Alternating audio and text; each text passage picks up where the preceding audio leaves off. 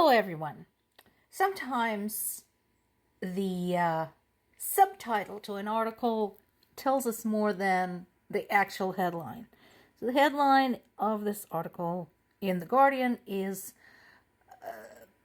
a rather inane expression by Belarus President Lukashenko, Putin's poodle, that the war between the two countries is now in a state of a stalemate. But notice the subtitle.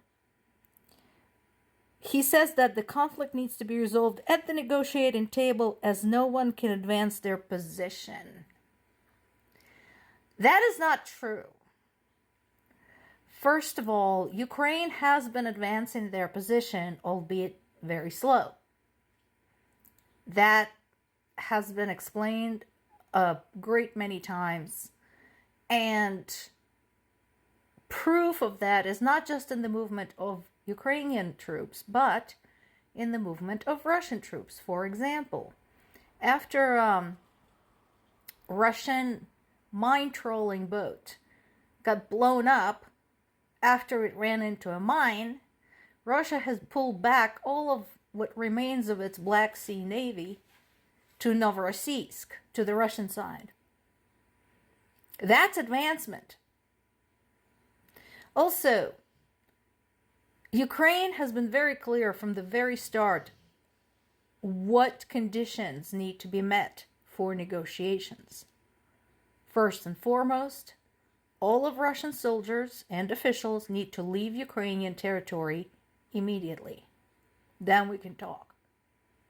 And I guess the ideal outcome, as far as I'm concerned, is basically to treat Russia like the biggest leper colony in the world.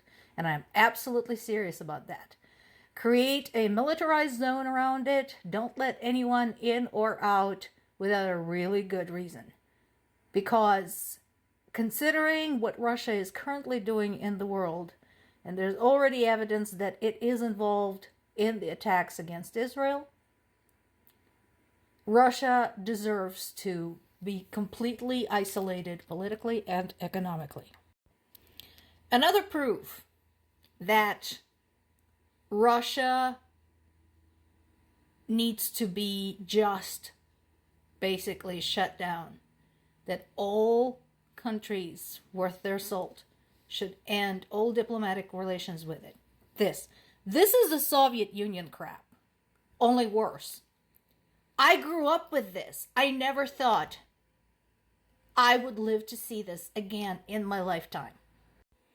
Not only are activists, journalists, writers, anybody, actors, opposing this war and trying to tell the truth about the war being persecuted, but it is now an official policy in Russian universities to rewrite history and forbid any type of criticism of Russia's actions abroad. They're growing a new generation of extremists whom they're trying to get to believe that all of the territories that Russia is targeting, including Ukraine, the Baltic states, Poland, parts of Romania, etc., possibly parts of Finland, that all of that is historically Russian land and bad people barged in and invaded it, so Russia has every reason to take it back. And then there is this. So I did some digging. Here's what I know so far.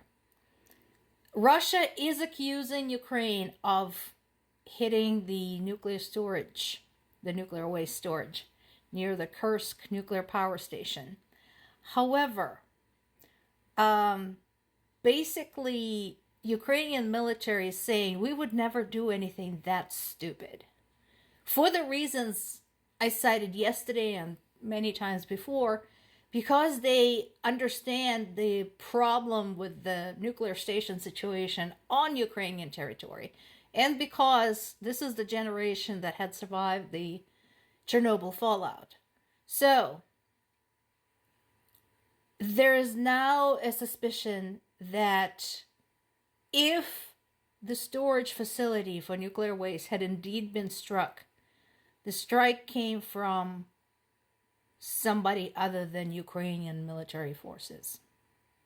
That it is an attempt to create a provocation, basically a very dangerous fake, to accuse Ukraine of trying to start a nuclear incident on Russian territory.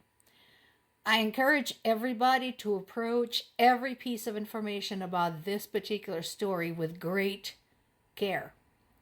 We're still waiting for satellite imagery on this and for additional investigation, so more to come.